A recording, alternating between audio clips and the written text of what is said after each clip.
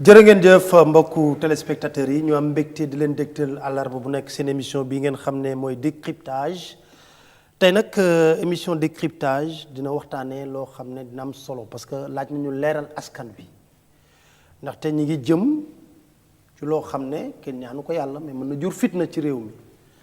moo di votu projet de loi ci parrainage loolu la ñu wax. ci législative yi defoon nañ ko. mu jiite kuréel bi di ONG 3D Moundiaye Cissé bokk ci société civile très bien alors ma ñëw ci Moundiaye alors société civile gis-gisam ci parrainage bi lan. jërëjëf Pape Alé maa ngi nuyu ñi ma bokkal plateau bi di la nuyu di nuyu sénégalais yi ñuy seetaan xam nga mbirum parrainage bi yàlla def na ñun ñu bokkoon ci concertation yi bi ñu lancé concertation yi ñun bi opposition radicale bi soi-disant boycotté ñun dañu dem mais dañ ne dañ ci nekk observateur maanaam duñ ci jël position tant que demandé wuñ ñu suñu avis te effectivement bi ñu tolloo ci parrainage bi dafa amoon blocage donc nañu lu mat 3 jours kenn waxtaaneewul avancé wuñu ñu jox ñu ñun pour ñu jéem a def ci proposition bi ñuy waxee ñu def ci proposition ñu jéem a xool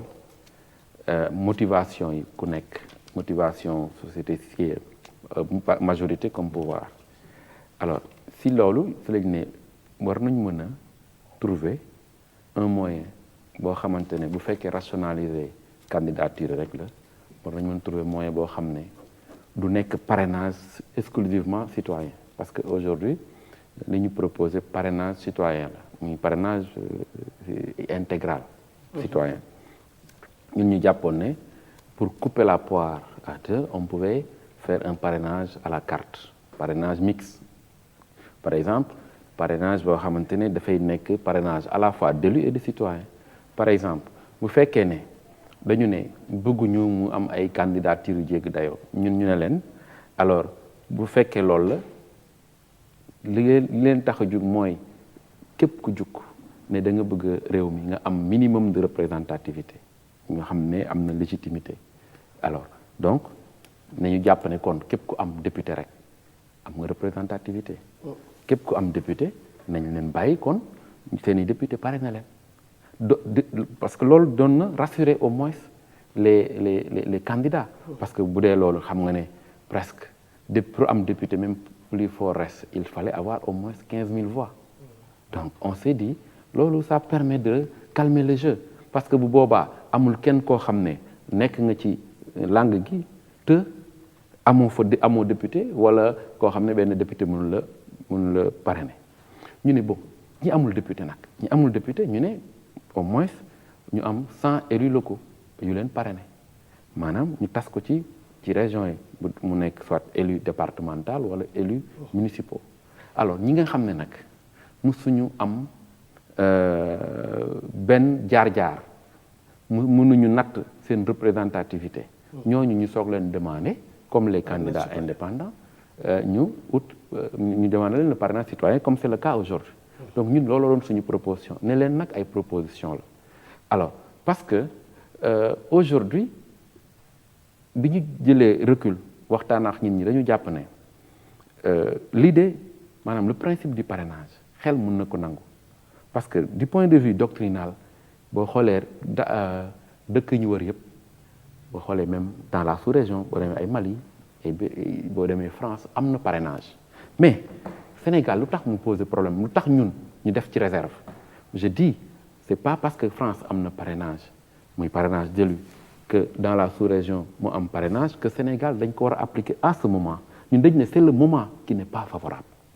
mu doon nañ comprendre ñu appliquer le parrainage juste bi ñu génnee ci référendum bi wala ñu dugaloon ko ci référendum bi ñu xam ne amul calcul doon nañ comprendre ñu def ko avant législative yi mais boo gisee suñu xel tey ci parrainage bi c'est que dañ ko def juste à 9 mois des élections moo tax ñu ne day indi fitna donc nañ ko waxtaanee ba am ci consensus bu ñu ci mënul am consensus ñu teg ko ci suuf loolu mooy suñu position ci parrainage c'est-à-dire que suñu position mooy bépp réforme bu majeur buy am ci wàllum élection dafa laaj consensus bu amul consensus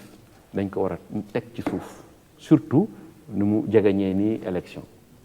bu amul consensus te ñu am temps mënoon am temps par exemple expérimenter ko yeneen type d'élection yi nga xam ne amul aussi enjeu bu tey ni élection présidentielle doon nañ ko comprendre parce que problème yi nekk ci parrainage bi te mu xaw ñu tiitloo mooy un problème à la fois technique. dañ ñëw ci modalité pratique. voilà pour bu ñëwee ci modalité pratique ñu ñëw voilà ci problème. donc in fine pour que ñi ñuy seetaan xam suñu position ci parrainage mooy que le principe de rationaliser ñun ne sommes pas contre mais war nañ mën a am ay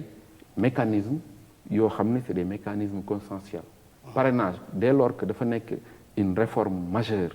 waroon nañ ci mën a gën a liggéey ba mu am un minimum de consensus. Entre les acteurs mais nous ne sommes pas contre le principe. Le principe, mais bien c'est sûr, le de moment rationaliser. qui n'est pas favorable. mais moment bi ñu ko defee favorable parce que moment wu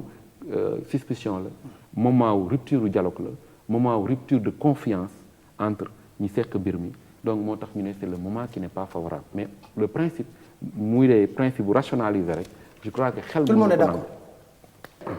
li nga doon wax rupture de confiance bi am na. c'est constaté. et puis déplorer sax parce que mas nga ko wax ci benn émission nga ne président moo war a joxe ay gages. ma ànd ak yow na war a joxe tamit bind ay lettres de noblesse pour la démocratie. te yaa ngi doon jukki ci modalité pratique yi. nga ne buñ ko bëggoon sax jëmmal parrainage dina poser problème lu tax. non xam nga tey boo fekkee gëstu nga tuuti. dem France xam nga France parrainage jëlu moo fa am. pouvoir bu ñëw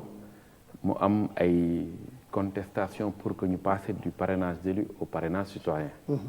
boo xoolee même Sarkozy bi muy soog a ñëw teg na commission pour ñu liggéey ci parrainage citoyen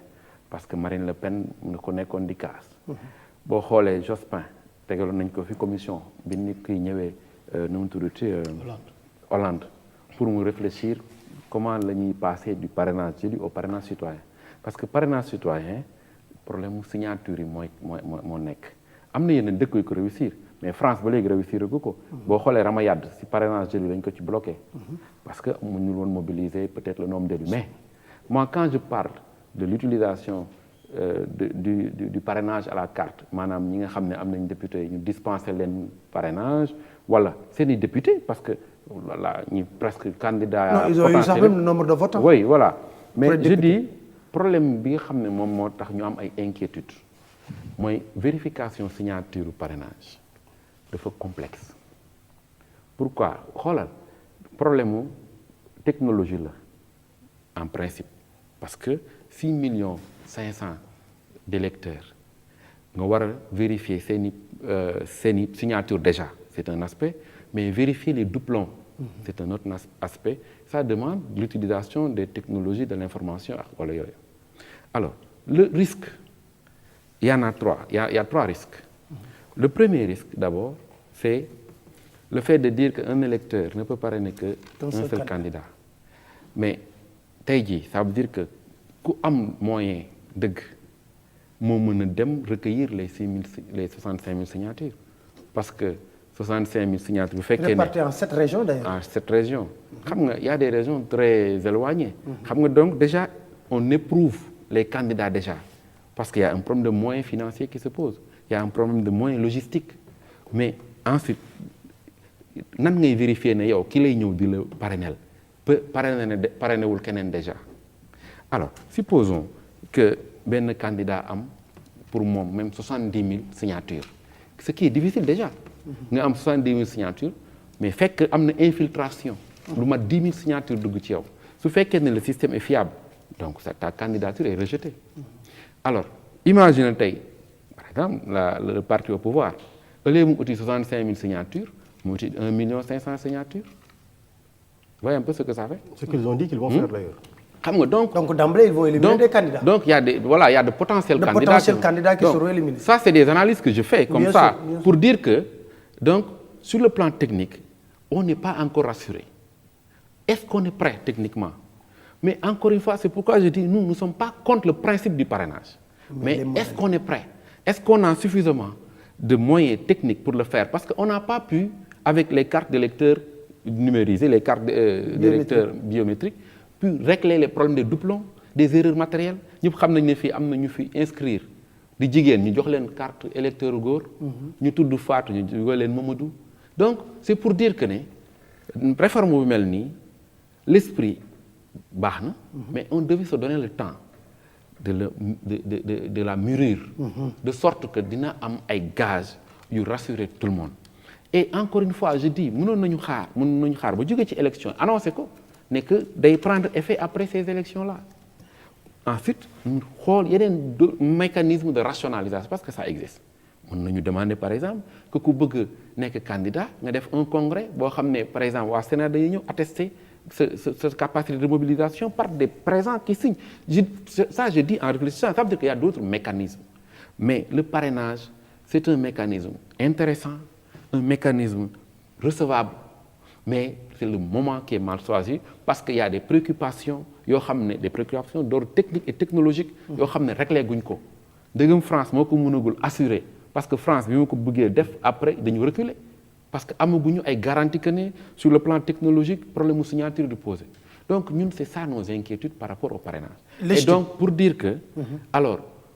dafa laaj encore une fois réflexion dafa laaj encore une fois rassurer ñi ko seq de sorte que du am ay suspicion du am ay inquiétudes quant à ay candidatures yu ñu invalider pour les risques dont j'ai parlé. Moundiaye, qu'est-ce qu'on peut faire maintenant pour sauver la situation? Moi je pense que. lan lañ mën a def parce que yéen société bi ñu laaj leen loolu. parce que yéen a ngi ciy dox. xam nga fu mu toll ni ñu defe naa ñaara mën a am confrontation wala nangu sa waxtaan alors boo xoolee. fi ñu jëm nii mooy que ne jeudi dina am ay manifestations dina am confrontation waaye assemblée xam nga y a une majorité qui va voter la loi maintenant c'est des choses que nous regrettons nous xam nga démocratie benn dafa am ñett yoo xam ne daf ko war a lal waruñu toujours à la veille des élections mu am coow lu rëy ci Sénégal. ak ay modifications dañu jàpp ne depuis 2000 ba léegi. boo dul carte kii ni ñuy wax 2000 carte kii la. israélien les israéliens ñu ngi coow.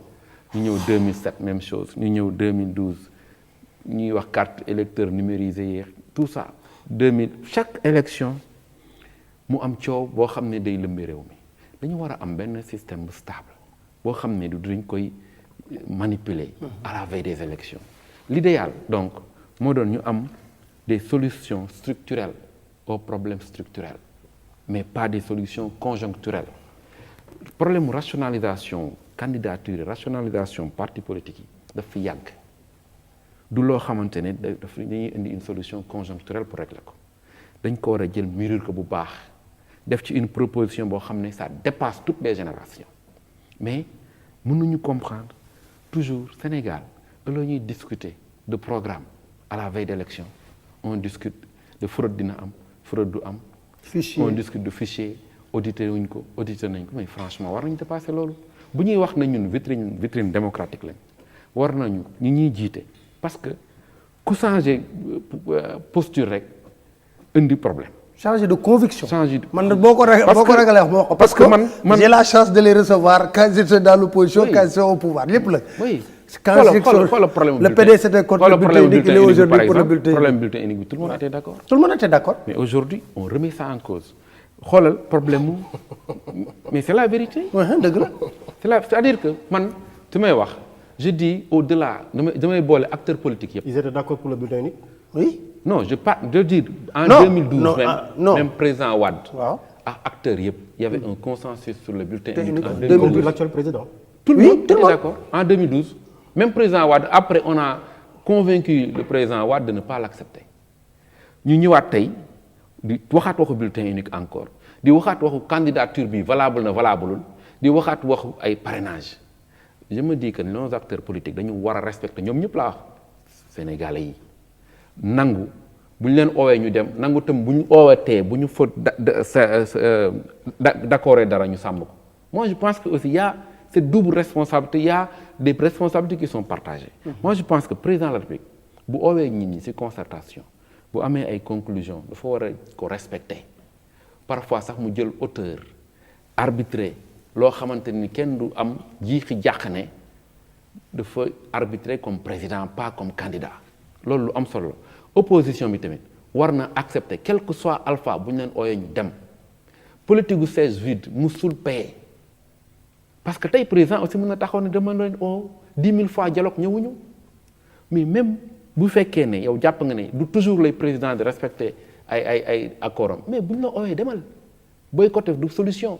alors pour dire quoi que sénégalais yi nga xam ne bokkuñu ci parti politique yi sénégalais yi nga xam ne duñu militant parti politique ñoo ëpp fuuf ñi militant gis nga militant à parti politique dañ leen di wàññi. gis nga boo jëlee fichier électoral bi sur 6 500 000 électeurs wallaahi ñi ciy militant laa wax de matul 1 500 000 ñi si des ñëpp ay citoyens lambda lañ ñoo xam ne dañuy toog di observer acteurs politiques yi muy man muy samay doom ñoo xam ne bokkuñu ci benn parti milité wuñ benn parti dañuy xool candidat bu leen doy ñu voté ji donc ñoom Sénégal toujours citoyens yi le peuple au-delà des acteurs politiques dañuy toog di leen observer ñoom acteurs politiques mais débat bi toujours c'est des débats c'est pas des débats de programme on ne discute jamais sur des offres politiques. et lu ko waral mooy situation yi mel nii. dañuy créer et c'est des situations yoo xam ne vraiment nous les regrettons. absolument musuñu toog priorité bi nekk ci débat sur des offres politiques. en fait man li may wax pour conclure. waaw réew mi ñun ñëpp ko bokk. waaye yàlla dafa def président Macky Sall la teg loxoom ci réew mi. moom moo war a rassurer nit ñi tempérer ay partisans dañu war a tempérer. tey jii vraiment am na comportement yi ñuy gis yoo xam ne rafetul. tey jii l'opposition est dans son rôle. L'opposition, c'est normal que muy contester. L'opposition, c'est normal que muy manifester. Donc, l'État nag warul topp ardeur boobu topp ci ay opposition État ñu ngi dem jeudi ci moment bu difficile l'État na ànd ak dal ànd ak tey xam ne ku ñu fi gaañ aussi c'est sa responsabilité xam ne ku ñu fi gaañ doomam la gaañ donc responsabilité bi dafa war a nekk loo xamante ni ñiy marche di manifester nañ ko def avec discipline def ko avec sérénité ñii nga xam ne ñoo jàkkaarloo ñoom muy force de l'ordre yi nga xam ne dañ leen di commander ñu xam ne aussi en face de ñoom ay seeni frères ak seeni sœurs fa nekk ñu def ko avec sérénité bu boobaa je crois que ñi war a marche am seen droit marche ñi nga xam ne mooy gérer la sécurité ñu gérer ko te fitna du ci am voilà jërëjëf merci beaucoup je pense